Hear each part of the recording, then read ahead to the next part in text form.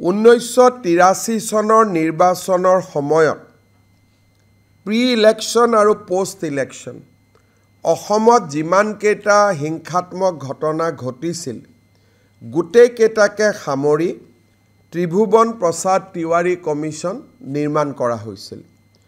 ত্ৰিভুৱন প্ৰসাদ Tiwari commission মুখ্যমন্ত্ৰী প্ৰফুল্ল কুমাৰ মহন্তই 1987 চনত বিধানসভাত দাখিল কৰিছিল, কিন্তু তেওঁ উত্থাপন কৰিছিল কিন্তু তাৰ কপি সদনক দিয়া নাছিল